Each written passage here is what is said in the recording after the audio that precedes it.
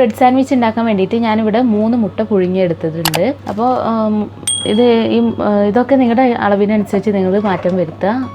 ഞാനിപ്പോൾ ഇവിടെ 3 എണ്ണമാണ് എടുത്തിട്ടുള്ളത്. ഇത് നമുക്കൊരു മിക്സിയുടെ ജാറിലേക്ക് ഇട്ടിട്ട് ചെറുതാക്കി ഒന്ന് സ്മാഷ് ചെയ്തെടുക്കണം. അപ്പോൾ നിങ്ങൾക്ക് വേണമെന്നുണ്ടെങ്കിൽ സ്മാഷറോ അങ്ങനെ എന്തെങ്കിലും ഉപയോഗിച്ചിട്ട് വേണമെങ്കിലും ചെയ്യാം. വളരെ ഈസി ആയിട്ട് നമുക്ക് ഉണ്ടാക്കിയെടുക്കാൻ പറ്റുന്നൊരു റെസിപ്പിയാണിത്. ഇനി നമുക്കിതൊന്ന് ജസ്റ്റ് ഒന്ന് സ്മാഷ് ചെയ്തെടുക്കാം. ഞാൻ റിവേഴ്സ് ബട്ടൺ ഉപയോഗിച്ചിട്ടാണ് ചെയ്യുന്നത്. അപ്പോൾ ഞാൻ റിവേഴ്സ് ബട്ടൺ ഉപയോഗിച്ചിട്ട് ജസ്റ്റ് ഒന്ന് പൾസ് ചെയ്ത് വിട്ടാൽ മതി. ഇത് കണ്ടോ, ഇതുപോലെ ആയി കിട്ടിയാൽ മതി. അപ്പോൾ ഇനി നമുക്ക് ഇതിനൊരു ബൗളിലേക്ക് മാറ്റാം. അപ്പോൾ ഞാനിതാ എഗ്ഗ് ഇവിടെ ഒരു ബൗളിലേക്ക് ഇട്ടിട്ടുണ്ട്. ഇനി നമുക്കിതിലേക്ക് ഞാനൊരു ചെറിയൊരു മീഡിയം സൈസിലുള്ള ഒരു സവാള ചെറുതാക്കി കുത്തിരിഞ്ഞതുണ്ട്, അതുകൂടെ ഇതിലേക്ക് ചേർത്ത് കൊടുക്കാം. ഇതിലേക്ക് നിങ്ങൾക്ക് ഇഷ്ടമുള്ള വെജിറ്റബിൾസ് നിങ്ങൾക്ക് ചേർക്കാം കേട്ടോ. എന്തെങ്കിലും ക്യാരറ്റോ അതുപോലെ ക്യാപ്സിക്കോ അങ്ങനെ എന്ത് വേണമെങ്കിലും ചേർക്കാം. പിന്നെ ഞാൻ കുറച്ച് മല്ലിയിലൂടെ ചേർക്കുന്നുണ്ട്. പിന്നെ അതുപോലെ നിങ്ങൾക്ക് വേണമെങ്കിൽ ചിക്കൻ വേണമെങ്കിൽ ജസ്റ്റ് ഒന്ന് ഷ്രെഡ് ചെയ്തിട്ട് വേണമെങ്കിൽ അതും ഉണ്ട്. അതിൽ ജസ്റ്റ് ഒന്ന് മിക്സ് ചെയ്യാം. ഇനി അടുത്തതായി ഇതിലേക്ക് ഒരു 1.5 ടേബിൾ സ്പൂൺ മയോണൈസ് ചേർത്ത് കൊടുക്കാം. പിന്നെ അതിലേക്ക് 1 ടീസ്പൂൺ പെപ്പർ പൗഡർ ചേർത്ത് കൊടുക്കാം. ഞാനിതിൽ എരിവിന് വേണ്ടിയിട്ട് കുരുമുളക് പൊടിയാണ് ചേർക്കുന്നത്. നിങ്ങൾക്ക് വേണമെന്നുണ്ടെങ്കിൽ കുറച്ചുകൂടെ ചെറുതാക്കി പച്ചമുളക് അരിഞ്ഞിട്ടിട്ട് വേണമെങ്കിൽ കുറച്ച് പച്ചമുളക് ചെറുതാക്കി അരിഞ്ഞിട്ട് വേണമെങ്കിലും ചേർക്കാം. അല്ലെങ്കിൽ പിന്നെ പെപ്പർ പൗഡറിൻ്റെ അളവ് കൂട്ടിയാൽ മതി. ഇനി നമുക്കിതൊന്ന് ജസ്റ്റ് ഒന്ന് മിക്സ് ചെയ്തെടുക്കാം. നന്നായിട്ടൊന്ന് മിക്സ് ചെയ്യുക. എന്നിട്ട് ഉപ്പ് നോക്കിയിട്ട് പാകത്തിനനുസരിച്ച് ചേർത്ത് കൊടുക്കുക. കാരണം ഞാനിപ്പോൾ ഈ മയോണൈസ് ചേർത്തിട്ട് അതിൽ ഉപ്പുണ്ടാവും. അപ്പോൾ അതും കൂടെ നോക്കിയിട്ട് വേണം നമ്മൾ ഉപ്പ് ചേർക്കാൻ വേണ്ടിയിട്ട്. അപ്പോൾ കുറച്ച് ഉപ്പിൻ്റെ കുറവുണ്ട്, അപ്പോൾ കുറച്ചുകൂടെ ഉപ്പ് ചേർത്ത് കൊടുക്കാം. അപ്പോൾ നമ്മുടെ ഫില്ലിങ് ഇവിടെ റെഡി ആയിട്ടുണ്ട്. ഇനി ഇത് നമുക്ക് മാറ്റി വെക്കാം. ഞാനിവിടെ ഒരു 5 പീസ് ബ്രെഡ് എടുത്തിട്ടുണ്ട്. അത് നമുക്ക് അരികൊക്കെ ഒന്ന് കട്ട് ചെയ്തെടുക്കാം.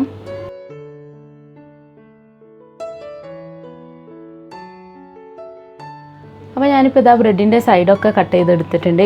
ഇനി നമുക്ക് ഇതിലേക്ക് നേരത്തെ നമ്മൾ ഉണ്ടാക്കി വെച്ചിട്ടുള്ള ഈ ഫില്ലിംഗ് ഒന്ന് ജസ്റ്റ് ഒന്ന് സ്പ്രെഡ് ചെയ്ത് കൊടുക്കാം. കുറേശ്ശെ എടുത്തിട്ട് ഇതുപോലെ ഒന്ന് സ്പ്രെഡ് ചെയ്യുക. എല്ലാ ഭാഗത്തേക്കും ഒന്ന് സ്പ്രെഡ് ചെയ്ത് കൊടുക്കാം. ഇനി നമുക്ക് മുകളിൽ ഒരു പീസ് ബ്രെഡ് വെക്കാം. ജസ്റ്റ് ഒന്ന് പ്രസ് ചെയ്തിട്ട് ഇനി നമുക്കിത് ഇങ്ങനെ ഒന്ന് കട്ട് ചെയ്യാം.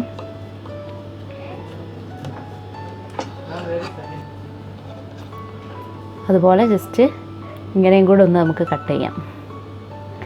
നിങ്ങൾക്ക് ഈ ഒരു രീതിയിൽ വേണമെങ്കിലും ഫ്രൈ ചെയ്തെടുക്കാം കേട്ടോ. ഇതുപോലെ വേണമെന്നുണ്ടെങ്കിലും ഫ്രൈ ചെയ്തെടുക്കാം. ഞാനിപ്പോൾ ഇതൊരു ഭംഗിക്ക് വേണ്ടിയിട്ട് ഇങ്ങനെ കട്ട് ചെയ്തിട്ടുണ്ട്. ഇനി നമുക്ക് ബാക്കിയുള്ള ബ്രെഡ് കൂടെ ഇതുപോലെ ചെയ്തെടുക്കാം. അപ്പോൾ ഞാനിതപ്പോൾ എല്ലാ ബ്രെഡും ഇതുപോലെ ഇങ്ങനെ ഫില്ല് ചെയ്തിട്ട് കട്ട് ചെയ്ത് വെച്ചിട്ടുണ്ട്. ഇനി നമുക്കിത് എഗ്ഗിൽ ഡിപ്പ് ചെയ്തിട്ട് ബ്രെഡ് ക്രംസിൽ ഒന്ന് റോൾ ചെയ്ത് ഫ്രൈ ചെയ്തെടുക്കാം. അപ്പോൾ ഞാനിപ്പോൾ ഇതിവിടെ 2 മുട്ട നന്നായിട്ട് ബീറ്റ് ചെയ്തിട്ട് അതിൽ കുറച്ചൊരു ഒരു 2 ടേബിൾ സ്പൂൺ പാലും കൂടെ ചേർത്തിട്ട് നന്നായിട്ട് ബീറ്റ് ചെയ്തെടുത്തിട്ടുള്ളതാണിത്. അപ്പോൾ അതിലേക്ക് നമുക്ക് ഓരോ ബ്രെഡ് വെച്ചിട്ട് ഒന്ന് ജസ്റ്റ് ഇങ്ങനെ ഡിപ്പ് ചെയ്യാം. അതിൻ്റെ ശേഷം ബ്രെഡ് ക്രംസിലൊന്ന് റോൾ ചെയ്തെടുക്കുക.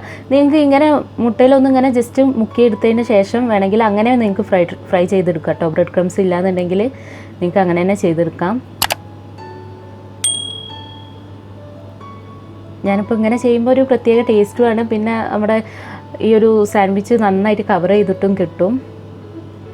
ഇതുപോലെ ചെയ്തെടുക്കുക. ഇത് നമുക്കിനി ഒരു പാത്രത്തിലേക്ക് മാറ്റാം. അപ്പോൾ ഇതുപോലെ തന്നെ ഇനി ബാക്കിയുള്ളതൊക്കെ നമുക്ക് ചെയ്തെടുക്കാം.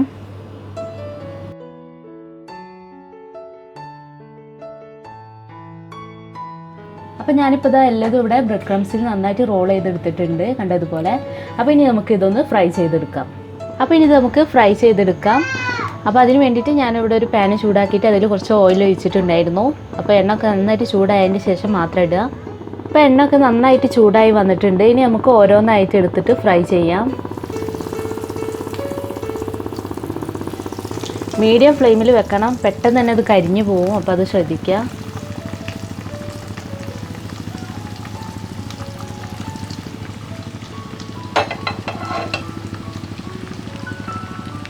ഒന്ന് തിരിച്ചും മറിച്ചിട്ടിട്ട് ഫ്രൈ ചെയ്തെടുക്കാം.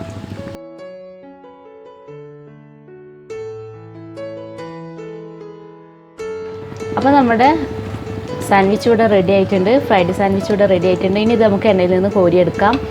ഇപ്പോൾ ഇത് ഈ എണ്ണ ഇങ്ങനെ പതിഞ്ഞ് പൊങ്ങിയിട്ടുള്ളത് നമ്മളിത് എഗ്ഗിൽ ഡിപ്പ് ചെയ്ത് ഫ്രൈ ചെയ്തുകൊണ്ടാണ് ഇതിങ്ങനെ പതിഞ്ഞ് പൊന്തിയിട്ടുള്ളത്.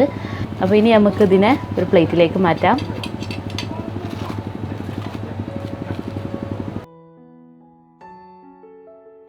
അപ്പോൾ നമ്മുടെ ബ്രെഡ് ഫ്രൈഡ് സാൻഡ്വിച്ച് ഇവിടെ റെഡി ആയിട്ടുണ്ട്. അതുകൊണ്ട് വളരെ പെട്ടെന്ന് തന്നെ നമ്മളിത് തയ്യാറാക്കി, നമ്മളെ വീട്ടിലുള്ള ഇൻഗ്രീഡിയൻസ് വെച്ചിട്ട് തന്നെ നമുക്കിത് തയ്യാറാക്കി എടുക്കാൻ പറ്റും. കണ്ടോ, നല്ല ടേസ്റ്റിയാണ്. അപ്പോൾ എല്ലാവരും ഇതൊന്ന് ട്രൈ ചെയ്ത് നോക്കുക, കുട്ടികൾക്ക് എല്ലാവർക്കും ഇഷ്ടമാവും. പിന്നെ ഇത് കുറച്ചുകൂടെ സ്പൈസി ആക്കണമെന്നുണ്ടെങ്കിൽ ഞാൻ പറഞ്ഞ പോലെ നിങ്ങൾക്ക് വേണമെങ്കിൽ പച്ചമുളകോ ഒക്കെ അരിഞ്ഞിട്ടിട്ട് ചേർക്കാം. അപ്പോൾ നിങ്ങൾ ആദ്യമായിട്ടാണ് ഈ വീഡിയോ കാണുന്നുണ്ടെങ്കിൽ, നിങ്ങൾക്ക് ഇഷ്ടമാവുകയാണെന്നുണ്ടെങ്കിൽ നിങ്ങൾ പ്ലീസ് ഈ ചാനലൊന്ന് സബ്സ്ക്രൈബ് ചെയ്യുക. അതുപോലെ തന്നെ നിങ്ങളുടെ ഫ്രണ്ട്സും ഫാമിലിയായിട്ടൊക്കെ ഷെയർ ചെയ്യുക. അപ്പോൾ നമുക്ക് പുതിയൊരു വീഡിയോയുമായിട്ട് നമുക്ക് വീണ്ടും കാണാം. Thanks for watching.